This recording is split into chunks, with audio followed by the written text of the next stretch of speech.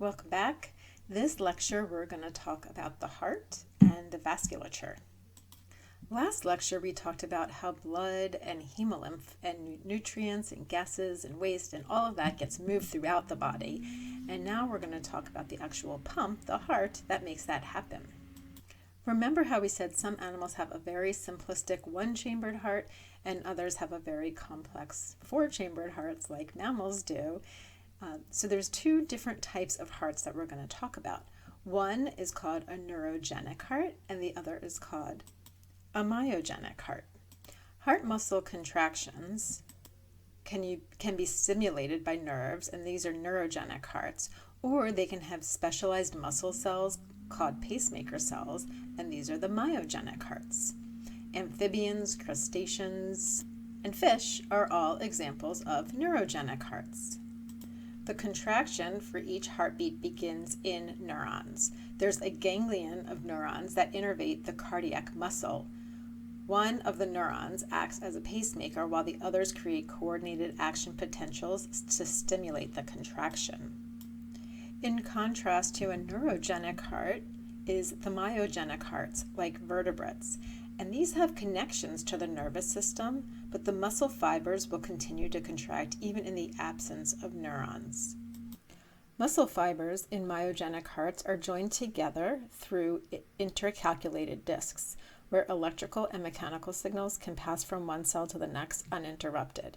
And you can see that here, these are your muscle fibers, the cardiac muscle, remember the heart muscle, and you have these intercalculated discs which act like gap junctions so that you get a complete and direct response from one cell to the other without interruption. There's no grading to this. Remember, those gap junctions, you don't have any kind of grading. You can't amp up the response or dial back the response. Whatever you get from one cell, you're going to get to the other. And that's what you want in your heart. You want a coordinated contraction that's the same in every cell, and you want a simultaneous contraction. So again, these cells meeting at these intercalculated discs have gap junctions like we saw with the neurons, and that's going to allow for an action potential electrical signal to pass quickly between these cells. The cytoplasm of the myocardial fibers attaches through these intercalculated discs with these gap junctions, and they're connected. Thus, when one cell generates an action potential, it's practically simultaneously transmitted through all the cells, allowing the muscle to contract in sync. The cells that keep the pace for each heartbeat are located in the right atrium of birds and mammals and is called the sinoatrial node. And you can see that up here, the SA node. These are highly specialized muscle cells, and the membrane potential in the SA nodes are continually depolarizing until the action potential threshold is met.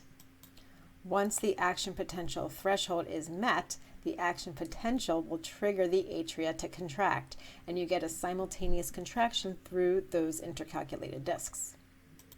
This action potential will then trigger an action potential in another group of specialized cells called the atrioventricular node, or the AV node.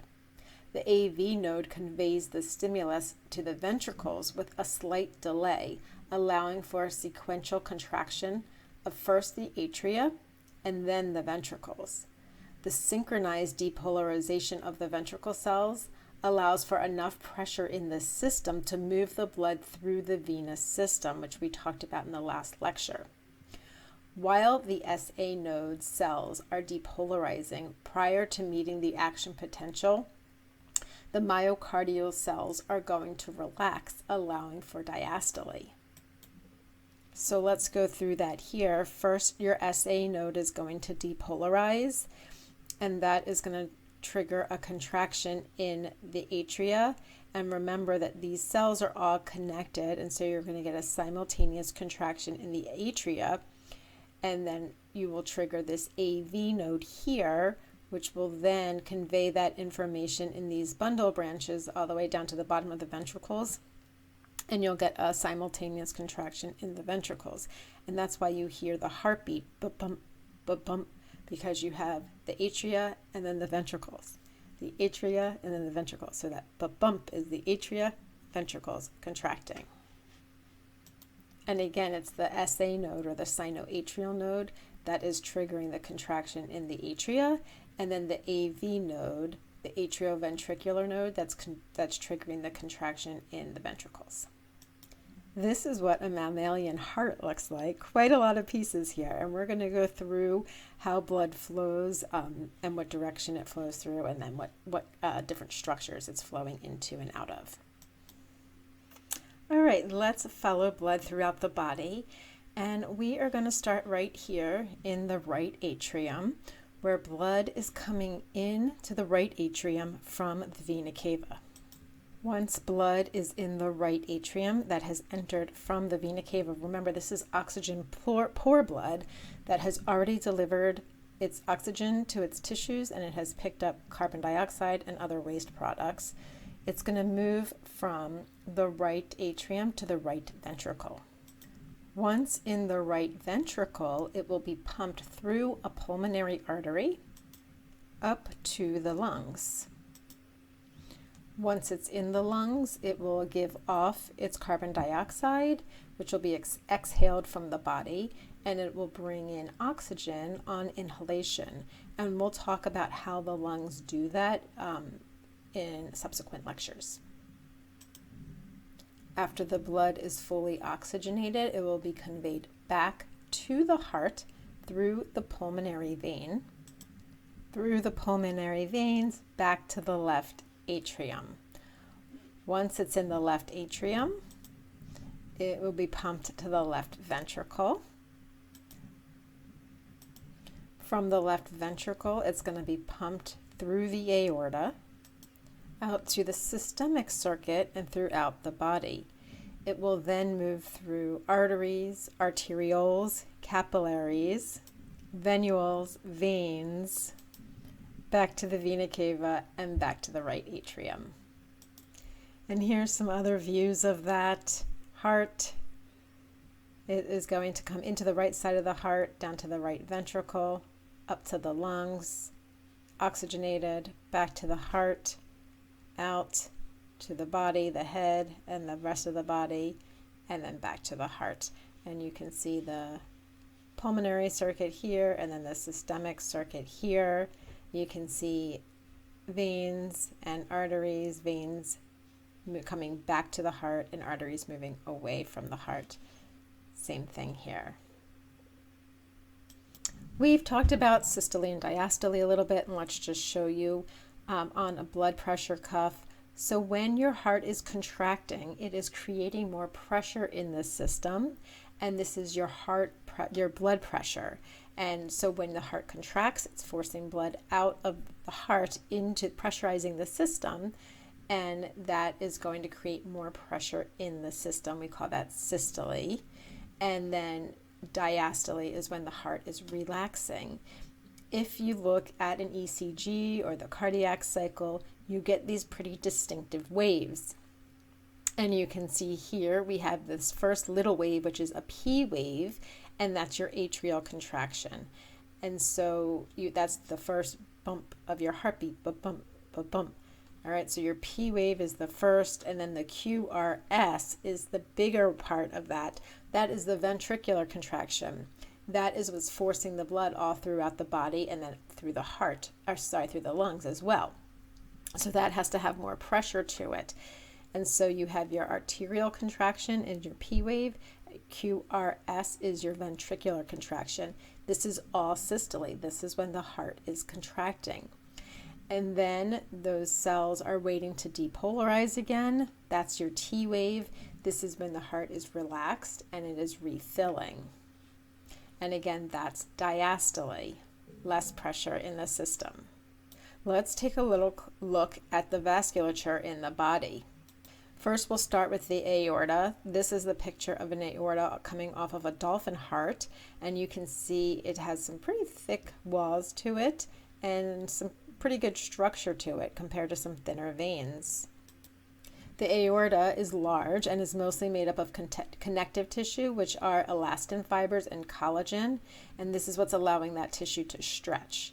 It also has smooth muscle.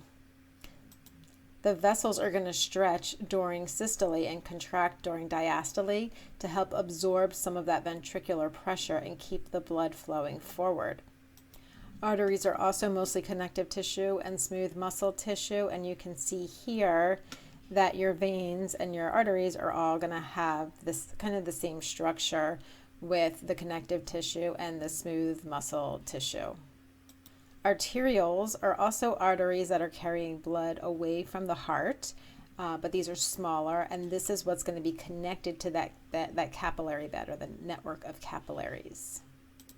Veins are slightly different than arteries because they have a one-way valve in them to make sure that blood is only flowing back to the heart, even against the flow of gravity. They are also surrounded with smooth muscle and connective tissue.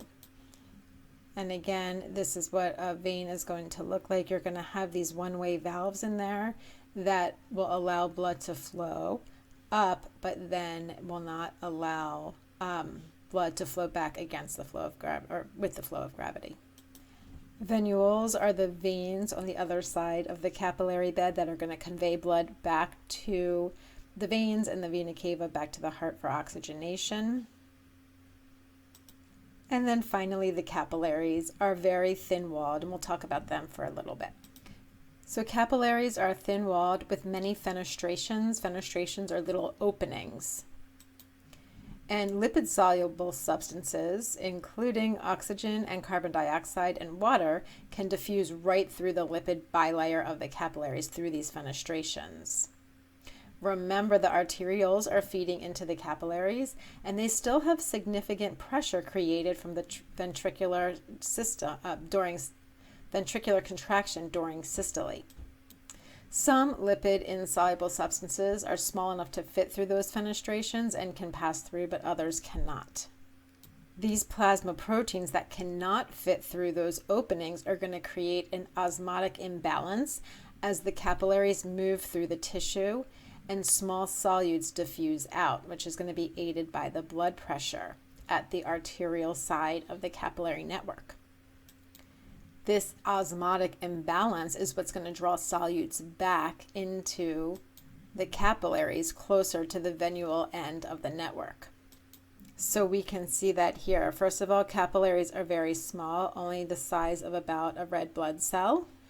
And here you can see the movement to the tissues. So here's the arterial end of the capillary, and you have blood pressure forcing whatever can come out of, so the gases and some of the smaller molecules is going to be forced out at this end of the capillary network.